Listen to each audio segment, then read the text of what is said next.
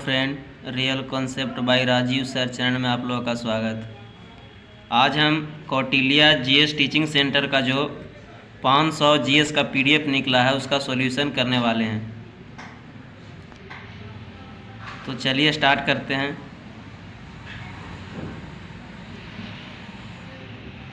देखिए,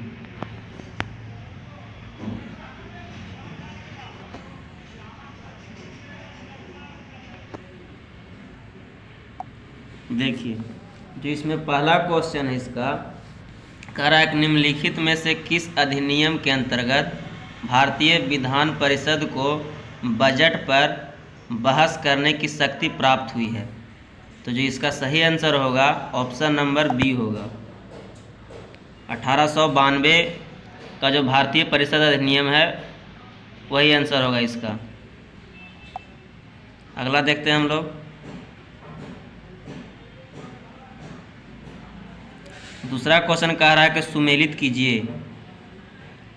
इसमें सुमेलित हम लोगों को करना है। सूची 1 को सूची 2 से मिलान करना है। सूची 1 में कह रहा है ए नियंत्रण परिषद की स्थापना, बी में है सर्वोच्च न्यायालय की स्थापना, सी में है मशीनियरों को भारत में कार्य करने की अनुमति, चौथा है गवर्नर जनरल की परिषद में कानूनी सदस्य की नियुक्ति। इसका जो आंसर है ऑप्शन नंबर बी होगा। बी से हम लोग मिला लेते हैं कि 1 का 2 होगा, यानी कि नियंत्रण परिषद की स्थापना पीट्स का भारतीय अधिनियम 1784 में हुआ था। बी का 1 है जो सर्वोच्च न्यायालय की स्थापना जो हुआ है हम लोगों का नियामक अधिनियम 1773 के अंतर्गत हुआ है। उसके बाद कह रहा है कि सी का 3 है इंग्लिश मशीनरी को भारत में कार्य करने की अनुमति मिला हम लोग को चार्टर अधिनियम 1813 के अनुसार। और चौथा है गवर्नर जनरल की परिषद में कानूनी सदस्य की नियुक्ति भी हम लोग का मिला है चार्टर अधिनियम 1833 के अंतर्गत। आगे देखते हैं। तीसरा क्वेश्चन कह रहा है कि एक निर्वाचित संविधान सभा द्वारा सर्वप्रथम भारत के संविधान का निर्माण करने का प्रस्ताव किया गया है। जो इसका आंसर सही है वो क्रिप्स मिशन के द्वारा किया गया था। किसके द्वारा? क्रिप्स मिशन के द्वारा। चौथा क्वेश्चन कह रहा है कि इस अधिनियम ने भारतवासियों को अपने देश के प्रशासन में कुछ हिस्सा लेने संभव बनाया। तो ये इसका आंसर सही है। चार्टर एक्ट 1833 के अनुसार जो भारतवासियों को अपने देश में प्रशासन के लिए कुछ हिस्सा को लेना संभव बनाया गया। सातवां देखते हैं। पाँचवा क्वेश्चन कह रहा है कि भारत संविधान को बनाने हेतु संविधान में कुल कितने अधिवेशन हुए थे।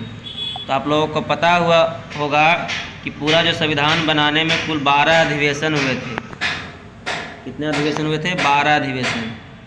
आगे हम लोग देखते हैं छठा क्वेश्चन कह रहा है कि किस कानून के तहत वायसराय को अपनी कार्यकारिणी के सदस्यों की संख्या में वृद्धि का अधिकार है। यानी कोई भी वायसराय कार्यकारिणी परिषद के जो सदस्य है उसकी संख्या वृद्धि कर सकता है। किस कानून के तहत?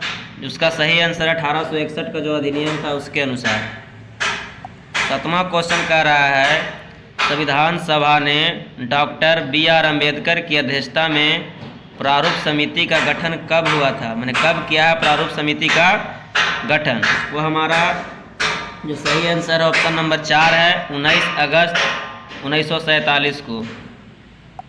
8वां नंबर का क्वेश्चन हम लोगों का है भारतीय संविधान सभा की पहली बैठक कब हुई थी? भारतीय संविधान सभा की पहली बैठक हम लोग का हुआ था 9 दिसंबर 1946 को। आगे देखते हैं हम लोग क्वेश्चन। अगला क्वेश्चन कह रहा है 9वां भारत की संविधान सभा ने राष्ट्रीय ध्वज को सर्वप्रथम कब स्वीकार किया? तो इसका आंसर है 22 जुलाई। आप लोग को पता होगा 22 जुलाई 1947 को हमारा राष्ट्रीय ध्वज को सर्वप्रथम भारत के संविधान सभा द्वारा अपनाया गया था।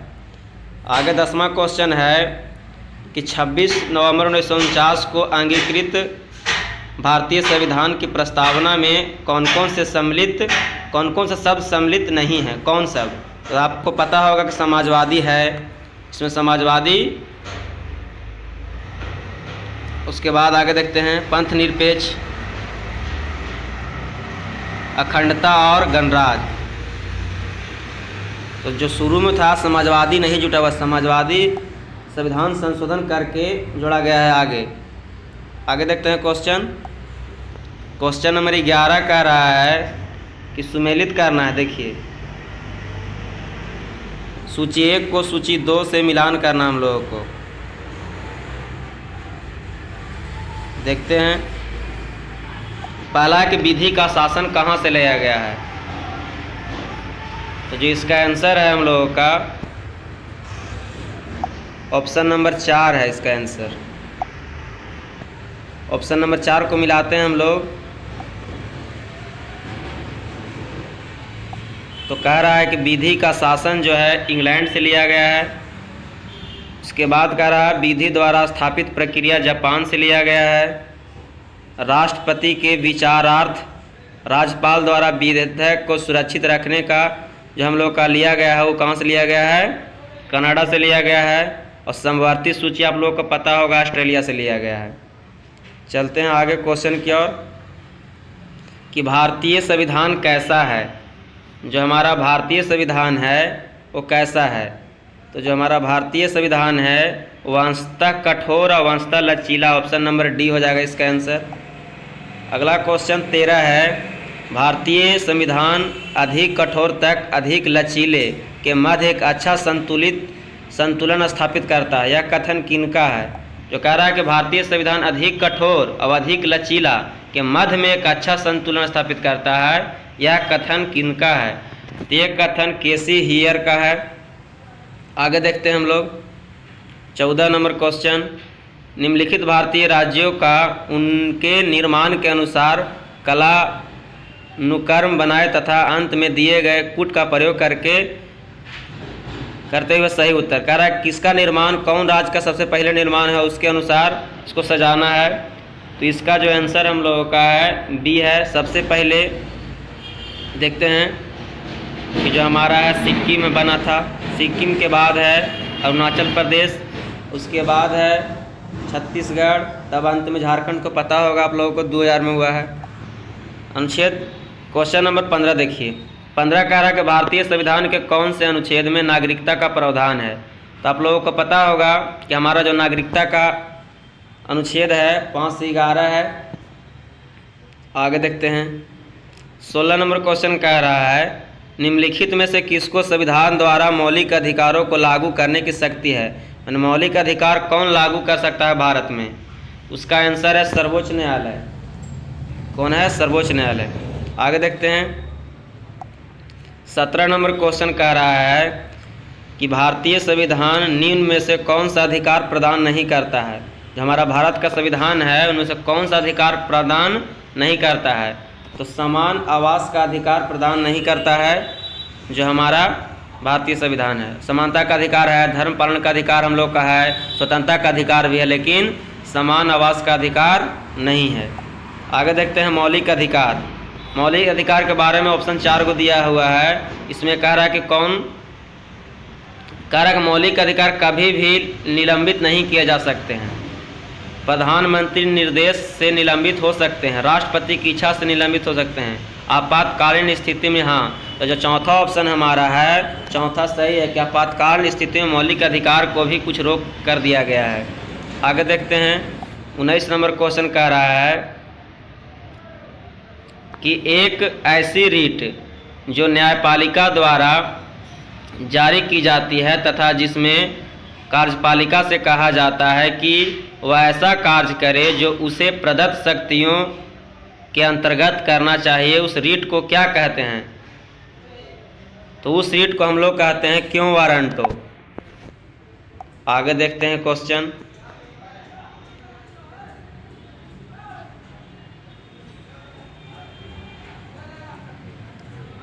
नंबर 20 कह रहा है बंधुआ मजदूर उन्मूलन अधिनियम संसद ने कब पारित किया है। तो 1976 में बंधुआ मजदूर जो अधिनियम पारित हुआ है संसद में। आगे देखते हैं हम लोग 21 नंबर क्वेश्चन कह रहा है कि सूची 1 को सूची 2 से मिलाएं, सुमेलित करना है। तो 21 का जो हमारा आंसर सही है ऑप्शन नंबर 4 है। मिलाइए, उपाधियों का अंत हम लोग को पता है अनुच्छेद 18 में है।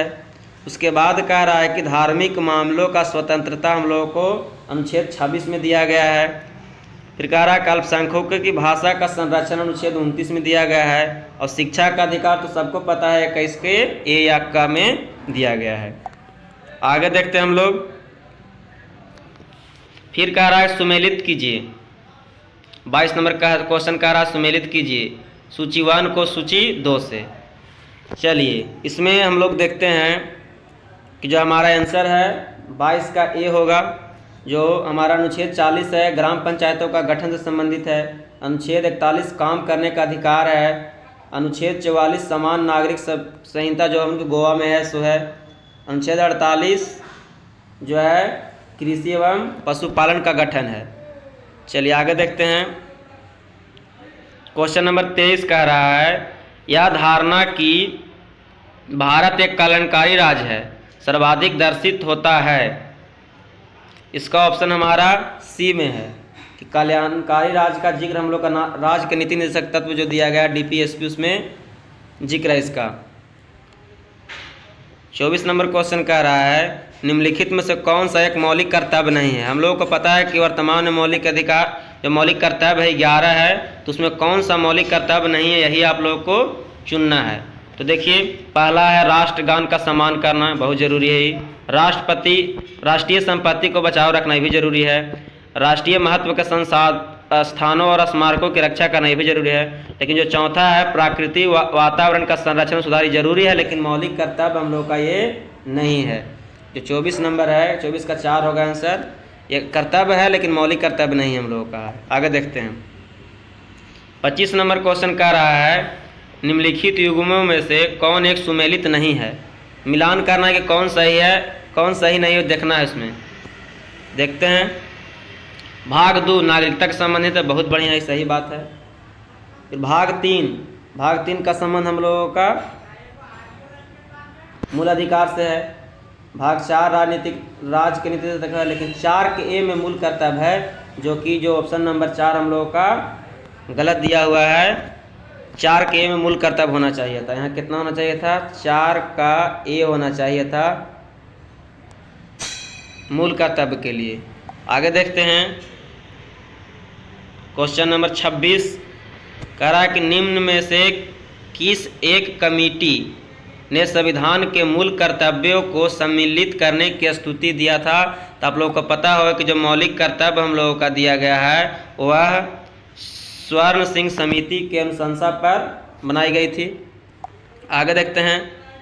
क्वेश्चन नंबर 27 जो है 27 क्वेश्चन कह रहा है कि संविधान के निम्नलिखित अनुच्छेदों में से किस एक के अंतर्गत संघ कार्यपालिका की शक्ति राष्ट्रपति में निहित होती है। ये जो हमारा जो अनुच्छेद 53 के तहत कहा गया है कि जितना भी हम लोग का जो पावर है संघ की कार्यपालिका राष्ट्रपति में निहित होती है। आगे देखते हैं। 28 क्वेश्चन कह रहा है कि आपातकाल में किसी राज्य विधानसभा की अवधि बढ़ाई जा सकती है, किसके द्वारा? तो कह रहा संसद द्वारा हम आपातकाल में भी राज्य विधानसभा की जो अवधि बढ़ा सकते हैं, इस संसद बढ़ा सकता है। 28 का बी आंसर होगा। 29 देखते हैं।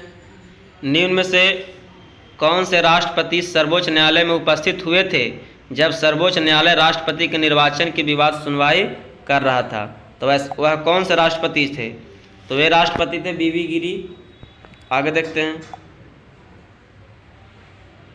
30 नंबर क्वेश्चन कह रहा है कि आपातकाल की घोषणा की स्वीकृति हेतु संसद के समक्ष रखा जाना आवश्यक है। कितना समय के अंदर रखना जरूरी है आपातकाल की घोषणा को? जो है हमारा 1 माह के अंदर रख सकते हैं हम लोग। आगे देखते हैं।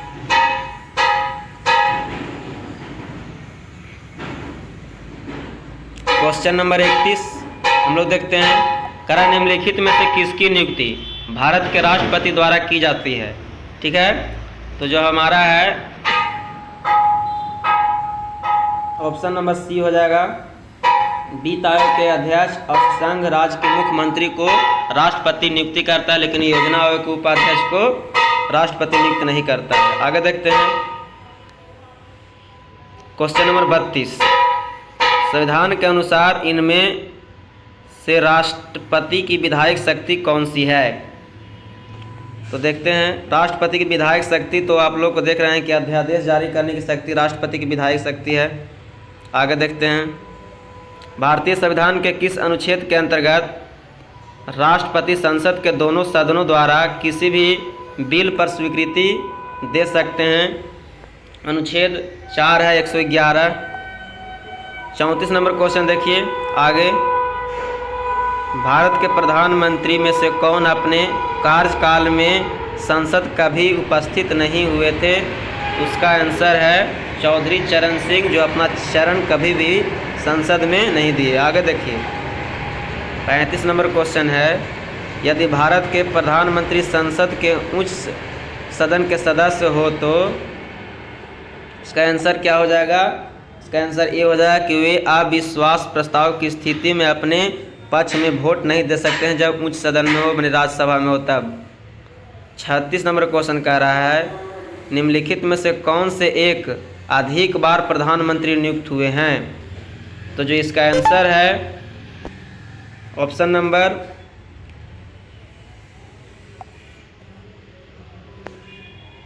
चार है, जो एक से अधिक बार सब बना है सब प्रधानमंत्री। जवाहरलाल नेहरू भी बने, इंदिरा गांधी बने हैं, गुलजारीलाल नंदा भी बने, अटल बिहारी वाजपेयी भी बने हैं एक से ज़्यादा बार प्रधानमंत्री।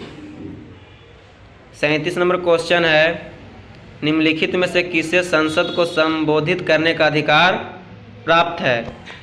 इसका आंसर हो जाएगा भारत के महान्यायवादी को संसद को संबोधित करने का अधिकार प्राप्त है।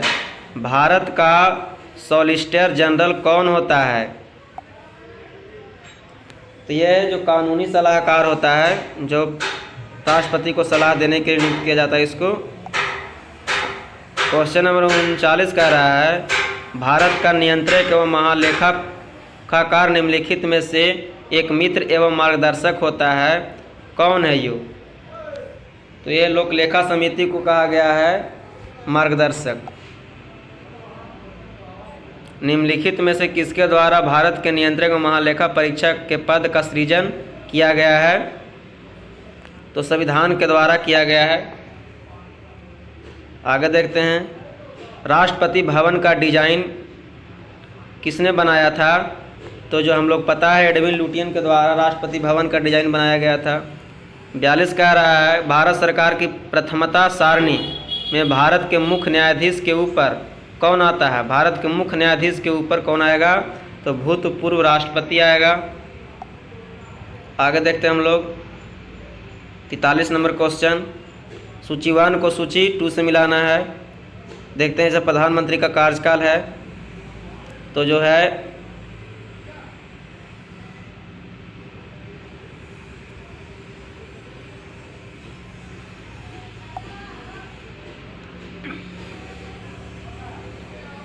आगे देखते हैं अनुच्छेद 44 नंबर क्वेश्चन कह रहा है कि अनुच्छेद 108 के अंतर्गत लोकसभा और राज्यसभा की संयुक्त बैठक आहूत की जाती है किसके द्वारा? तो कहा जाता है राष्ट्रपति के द्वारा। अनुच्छेद 108 कहता है कि संयुक्त बैठक बुला सकता है। 45 कह रहा है, लोकसभा में राज्यवार सीटों का आवंटन 1971 की जनगणना के आधारित है। यह निर्धारण किस वर्ष तक रखा गया है? इसका आंसर जो होगा 2026 तक रखा गया है। आगे कह रहा है कि 104वें संविधान संशोधन द्वारा 25 फरवरी 2022 को लोकसभा में अधिकतम सीट कितनी है? इसका आंसर हो जाएगा 550 अधिकतम सीट है वर्तमान में, लेकिन 545 है। लोकसभा के अध्यक्ष को उसके कार्यकाल की समाप्ति के पूर्व हटाया जा सकता है किस जब कंडीशन क्या है? यदि लोकसभा इस आशय पर प्रस्ताव पारित कर देवे तब। 48 कह रहा है कि राज्य को लोकसभा का सीट को मिलाना है। देखते हैं तो 48 नंबर जो है हमारा उसका कौन सही नहीं बोल रहा है। तो असम में 14 है, पंजाब में 13 है, पश्चिम बंगाल में 42 है, आंध्र प्रदेश में 42 नहीं है। आगे देखते हैं निम्न में से कौन अपने पद की शपथ नहीं लेता है? तो जो है स्पीकर जो है अपने पद की शपथ नहीं लेता। ऑप्शन नंबर सी हो जाएगा। 50 है लेखानुदान बना है, तो इसका आंसर हो जाएगा बजट पारित लंबित होने के कारण निधि आवंटन हेतु। देखते हैं कितना क्वेश्चन आज कर पाते हैं हम लोग। इसमें हम लोग तो देखेंगे तो शायद 75 क्वेश्चन है, तो हम 50 कर लिए हैं, 25 और कर लेते हैं। चलिए कॉमन नंबर क्वेश्चन देखिए। कॉमन नंबर क्वेश्चन कह रहा है कि भारतीय संविधान के अनुच्छेद 87 के अंतर्गत भारत के राष्ट्रपति का अभिभाषण देता है। इसका आंसर जो है 4 है। एक साथ समेत संसद के दोनों सदनों में राज्यसभा के सदस्य चुने जाते हैं। 52 नंबर क्वेश्चन कह रहा है कि राज्यसभा के सदस्य चुने जाते हैं तो राज्य के विधानसभाओं के द्वारा। 53 नंबर क्वेश्चन कह रहा है कि राज्यसभा में राज्यों के प्रतिनिधित्व निम्नलिखित में से किस आधार पर किया जाता है? उसका आंसर है उसके जनसंख्या के अनुपात के अनुसार। ऑप्शन नंबर बी सही हो जाएगा। जल्दी जल्दी करवा दे रहे हैं क्योंकि बहुत टाइम आप लोगों का समय नहीं ना एग्ज़ाम का, अब नज़दीक है। आगे देखते हैं। 54 कह रहा है कि भारत में संसद की लोक लेखा समिति के अध्यक्ष की नियुक्ति की जाती है किसके द्वारा? तो लोकसभा के अध्यक्ष के द्वारा किया जाता है। प्रथम स्पीकर जिनके विरुद्ध लोकसभा में अविश्वास प्रस्ताव लाया गया था वह कौन स्पीकर थे? तो जीवी मालवंकर थे जिसके अविश्वास प्रस्ताव लाया गया था उनके। अगला कह रहा है कि प्रोटेम स्पीकर का कर्तव्य क्या है? तो प्रोटेम स्पीकर का जो है कर्तव्य है कि सदस्यों जितना भी उसको शपथ दिलाना उसका काम है। 57 क्वेश्चन कह रहा है कि आकस्मिक निधि को राष्ट्रपति कैसे व्यय कर सकता है? तो संसदीय स्वीकृति से पूछ, संसद अगर कह देगा कि हाँ ठीक है तो कीजिए तो करेगा वो। 58 भारत में संचित निधि से निधि निकालने के लिए निम्नलिखित में से किसका अनुमोदन अनिवार्य है? तो इसका आंसर हो जाएगा भारत की संसद का। लोकसभा के अध्यक्ष को कैसे हटाया जा सकता है? 59 नंबर क्वेश्चन है। तो क्या करें कि लोकसभा के उपस्थित सदस्यों के 2/3 बहुमत से पारित करना पड़ेगा, तभी लोकसभा अध्यक्ष हटेगा। क्वेश्चन नंबर 60 बोल रहा है संसद राज्य सूची के विषय के संबंध में कानून बना सकती है कब? 60 का आंसर बी है। यदि राज्यसभा ऐसा संकल्प पारित कर दे तो वह संसद भी राज्य सूची के विषय में कानून बना सकती है।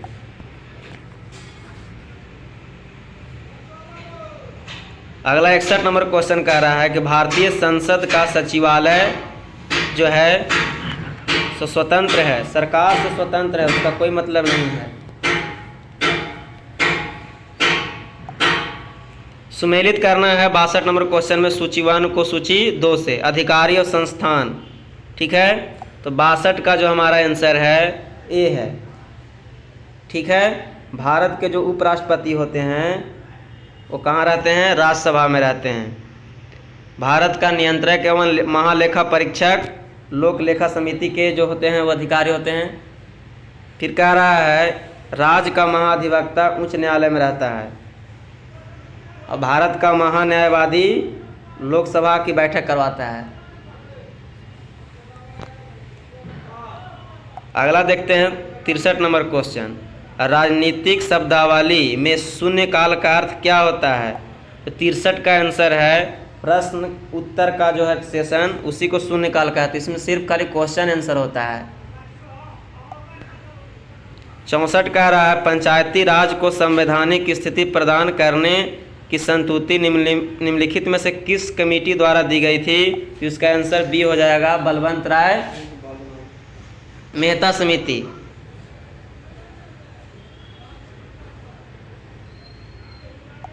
चलिए आगे देखते हैं। अगला क्वेश्चन कह रहा है कि अशोक मेहता ने पंचायती राज के लिए संस्तुति प्रस्थान की थी, क्या स्तरीय था? 1 स्तरीय था, 2 स्तरीय था, 3 स्तरीय था, 4 स्तरीय था? तो जो था 2 स्तरीय था अशोक मेहता वाला। आगे है सुमेलित कीजिए सूची 1 को सूची 2 से। चलिए मिलाते हैं हम लोग। 66 नंबर क्वेश्चन इसका आंसर सी है। जो बलवंत राय मेहता था त्रिस्तरीय था, अशोक मेहता द्विस्तरीय था, और जो एल.एन. सिंघवी था स्थानीय स्वशासन पर था, और जी.वी.आर. के राव जो प्रतिनिधि तरीके से सुधार के लिए किया गया था। 67 कह रहा है कि उच्चतम न्यायालय मामलों की सुनवाई नई दिल्ली में करता है, परंतु अन्य स्थान पर भी सुनवाई कर सकता है, किसके स्वीकृति पर? तो कह रहा है कि राष्ट्रपति अगर कह दे तो वह उच्चतम न्यायालय में भी कर सकता है और अन्य न्यायालय में भी वो सुनवाई कर सकता है कोई भी। आगे देखते हैं 68। भारत के सर्वोच्च न्यायालय ने किस वर्ष न्यायाधीशों की नियुक्ति के लिए कॉलेजियम व्यवस्था अपनाया था? तो कॉलेजियम व्यवस्था अपनाया गया था 1993 में। तो ऑप्शन नंबर ए सही हो जाएगा। 69 नंबर क्वेश्चन है कि भारत के राष्ट्रपति व उपराष्ट्रपति के पद खाली होने की स्थिति में जो व्यक्ति राष्ट्रपति के पद का निर्वहन करेगा वह भारत का मुख्य न्यायाधीश है। जब दोनों नहीं रहेंगे तो भारत के मुख्य न्यायाधीश को बनाया जाएगा। निम्नलिखित में से कौन से मामले उच्च न्यायालय और उच्चतम न्यायालय के अधिकारिता क्षेत्र में आते हैं? तो है जो मूल अधिकार के परिवर्तन में दोनों का भाग है। 71 का क्षेत्रीय परिषदों का सृजन कौन करता है? तो संसद कानून बनाकर इसका कर सकता है। करों और 72 में क्वेश्चन कर रहा है कि करों और सरकारी कामकाज के निर्वाह में अन्य प्राप्तियों संघीय सरकार को प्राप्त हुआ समूचा राजस्व जमा कहाँ होता है? तो इसका आंसर है भारत के संचित निधि में। ऑप्शन नंबर सी हो जाएगा। 73 कह रहा है कि शिक्षा जो प्रारंभ में राज सूची का विषय था उसे समवर्ती सूची के विषय बना दिया गया, किस संविधान संशोधन के द्वारा? तो 42वां संविधान संशोधन के द्वारा बना दिया गया। अब कह रहा है कि मिलाना है, इधर सूची दिया हुआ है, इधर सूची 1 और सूची 2 को मिलाना है। तो चलिए मिलाते हैं हम लोग। 74 नंबर क्वेश्चन जो है उसका ऑप्शन ए हो जाएगा सही। जो केंद्र जो सूची है जनगणना केंद्र सूची का विषय है। फिर राज सूची का विषय देखिए तो पुलिस और जो सार्वजनिक व्यवस्था राज सूची का विषय है। और समवर्ती सूची का विषय हो जाएगा जनसंख्या नियंत्रण परिवार कल्याण नियोजन। अवशिष्ट का हो जाएगा अंतरिक्ष अनुसंधान। पॉलिटी का अंतिम क्वेश्चन 75 नंबर क्वेश्चन कह रहा है कि निम्नलिखित में से कौन सा प्राधिकरण भारत में समेकित निधि में से राज्यों के सहायता अनुदान देने वाले सिद्धांतों की अनुशंसा करता है? तो इसका आंसर हो जाएगा वित्त आयोग। ठीक है फ्रेंड, आज हम इसका पार्ट 1 वीडियो लाए हैं। परीक्षा से पहले सभी वीडियो जो 500 क्वेश्चन उसका हम वीडियो सॉल्यूशन दे देंगे। तो इस चैनल को ज़्यादा से ज़्यादा शेयर करें, सब्सक्राइब करना ना भूलें। जय हिंद, जय भारत, जय सचिवालय।